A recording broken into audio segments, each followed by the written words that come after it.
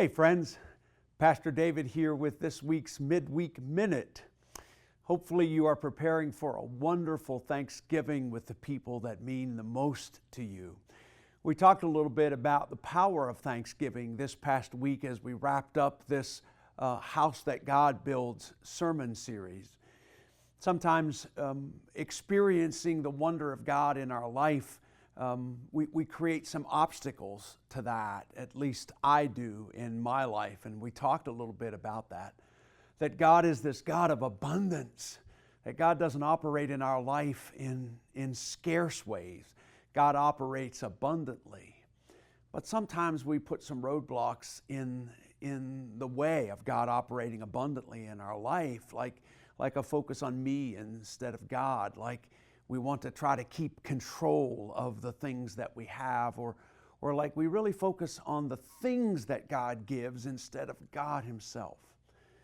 We talked about the answer to all of that. The way to remove those obstacles is to cultivate this life of thanksgiving.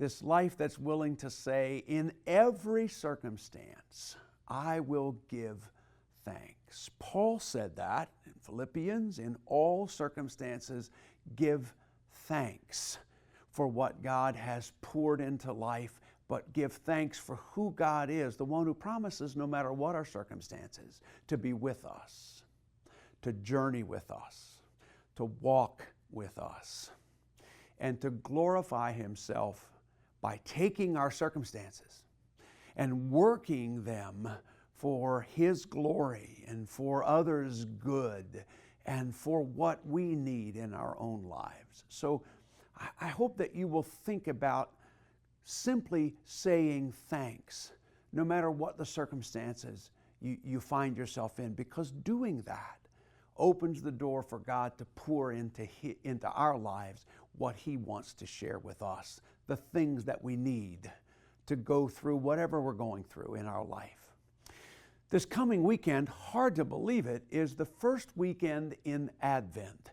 And we will be together as the body of Christ, celebrating the beginning of a brand new church year and the beginning of our journey to Bethlehem once again.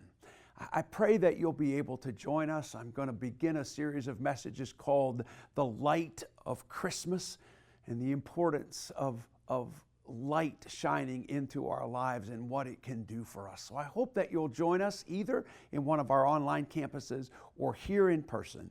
And until then, remember, keep looking up, and I'll see you later.